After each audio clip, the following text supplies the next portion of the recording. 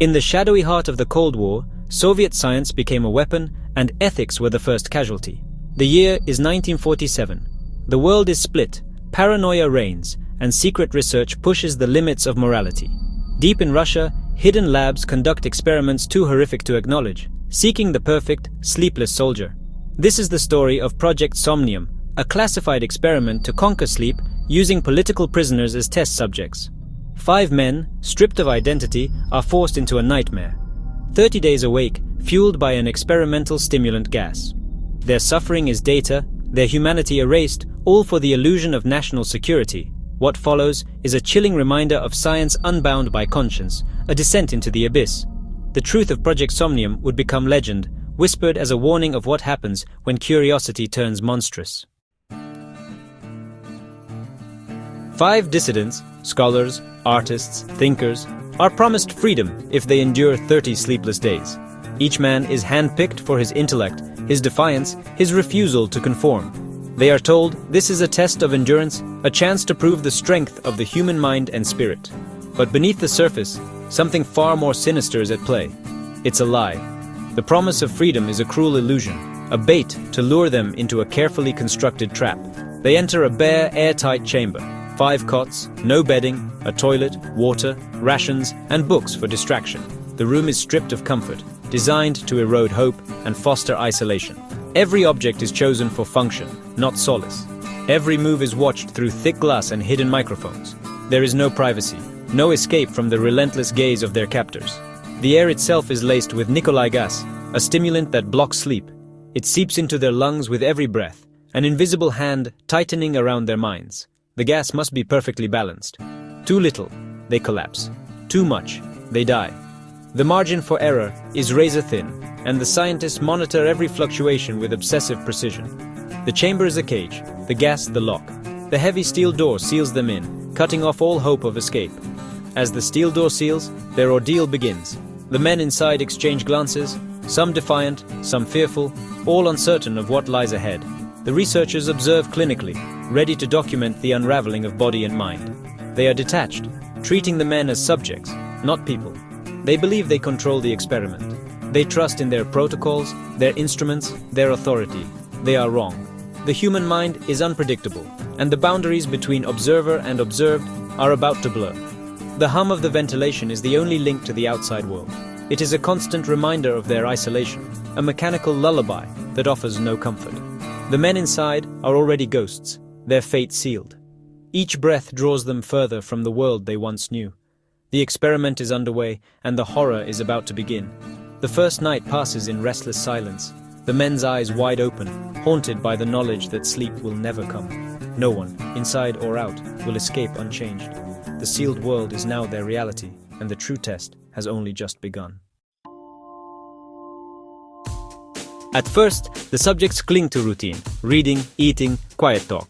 But the gas works, sleep is impossible, and their minds begin to fray. Conversations turn dark, paranoia blooms. By day 4, suspicion poisons every interaction. They accuse each other of betrayal, convinced informants are among them. By day 5, they stop speaking to each other, whispering instead into the microphones, offering up secrets, real or imagined, desperate to survive. The researchers log every word, watching as sanity unravels. The experiment shifts. It's no longer about sleep, but the collapse of the human psyche. The promise of freedom is forgotten. Survival becomes personal, desperate, and solitary. The chamber is now a crucible of madness. The researchers sense they've unleashed something uncontrollable. The descent accelerates. Each hour, the men slip further from themselves. The true experiment is only beginning. On the 9th day, one subject erupts in a 3-hour scream, raw animal terror. His voice echoes through the chamber, a haunting sound that chills the researchers to their core. The scream is relentless, a manifestation of pure, unfiltered fear. The others ignore him, lost in their own unraveling minds. They sit, motionless, their eyes vacant, as if the scream is just another background noise in their descent into madness. Then, silence. No speech, no whispers. The air grows thick with tension, the kind that makes every second feel like an eternity. The silence is deafening, a stark contrast to the chaos that preceded it. The researchers check the equipment. Everything works, but the chamber is eerily quiet. They exchange worried glances, unsure of what to make of the sudden stillness. The men begin tearing book pages, soiling them, and plastering them over the glass, blocking all view. It's as if they are trying to shut out the world, to create a barrier between themselves and the reality they can no longer face. For 3 days, nothing but silence and high oxygen consumption, far more than rest would require. The researchers are baffled, their minds racing to understand what could be happening inside the chamber. The chamber becomes a black box of dread. The blocked windows and sealed doors make it an impenetrable fortress of fear, a place where nightmares are born and thrive. On day 14, the researchers break protocol, demanding the men lie down for freedom. Their voices crack with desperation, hoping to regain some control over the situation. After a tense pause, a single voice answers, "We no longer want to be freed." The words hang in the air, heavy with a sense of finality and resignation. The words chill the team. The experiment has crossed a line. They realize that the men inside are no longer the same individuals who entered the chamber. The men inside have become something else. Their humanity seems to have slipped away, replaced by something darker, more primal. The researchers realize they are no longer observers. They are witnesses to a nightmare. The experiment has spiraled out of control, and they are powerless to stop it. The chamber's silence is now a threat. It looms over them, a constant reminder of the horrors that lie within. The horror is about to break free. The researchers brace themselves for what comes next, knowing that whatever it is, it will change everything. The team debates, but the KGB officer orders the chamber opened on day 15. As the gas is purged, desperate screams erupt. "Turn the gas back on!" The men beg for their tormentor. Soldiers enter, weapons ready. The stench is overwhelming, blood, waste, and something worse. Inside, 4 survivors remain. The 5th is dead, his flesh clogging the drain. The floor is slick with blood and water.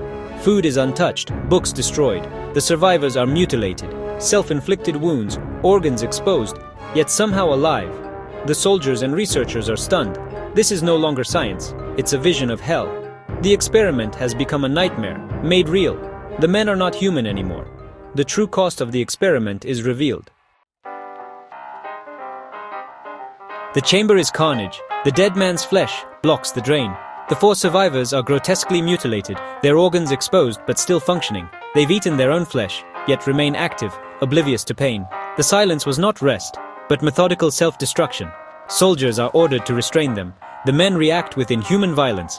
They fight back, desperate to stay in their gas-filled world. The researchers are horrified by what they've created. The men are no longer prisoners, they are something else, something monstrous. The chamber's horrors spill into the world outside. The line between experiment and abomination is gone. The nightmare is far from over. The attempt to remove the survivors erupts into chaos. The men fight with superhuman strength, immune to pain. Soldiers are killed, doctors injured. One subject, mortally wounded, screams for more gas even as he dies. The remaining 3 are finally subdued and strapped to gurneys. Sedatives and anesthetics fail. Sleep is now lethal. Surgery is attempted on the first, but the moment he's put under, his heart stops. His body is broken from his own struggles. His blood is saturated with oxygen. The doctors realize only perpetual wakefulness keeps them alive. The experiment has created beings for whom sleep means instant death. The cost of sleeplessness is absolute. The survivors are trapped in agony, unable to rest, unable to die. The horror deepens. Surgery must continue, awake. The second subject is cut open, but he only smiles, even laughs, as his organs are handled. He writes, "Keep cutting." The third, equally calm, endures the procedure in silence. The researchers and commander are transfixed by the spectacle. Pain has lost all meaning. The commander orders both return to the chamber, gas restored, desperate to understand their transformation. The researchers protest, but the commander is relentless. The experiment must reach its end, no matter the cost. The stage is set for a final confrontation. The last act of the nightmare is about to begin. The line between science and madness is erased. The true nature of the experiment is about to be revealed. As the survivors are prepped for return, a chilling silence fills the room. Suddenly, one of them collapses, falling asleep in an instant, never to wake again. The medical team rushes to intervene, but it's too late. The subject is dead, as if snatched away by an unseen force. Now, only one survivor remains, and the tension in the air is palpable. The staff exchange nervous glances, realizing the experiment has spiraled far beyond their control. The commander, his face twisted with anger and disbelief, storms into the lab. He barks orders, demanding that the last subject and 3 researchers be sent back into the chamber. His voice echoes with desperation, as if trying to regain control over the chaos that now reigns. Panic erupts. One terrified researcher, trembling and overwhelmed by fear, draws a gun.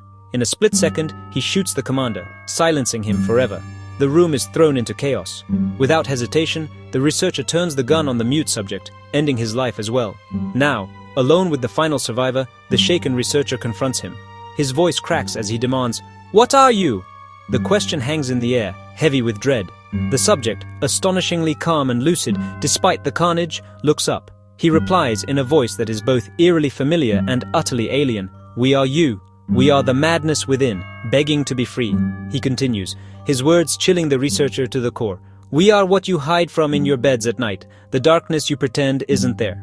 We are what you sedate into silence every night. The fears and nightmares you try to bury with pills and denial."